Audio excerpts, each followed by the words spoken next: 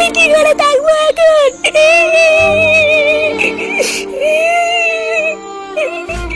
এখন আমি কি নিয়ে থাকবো?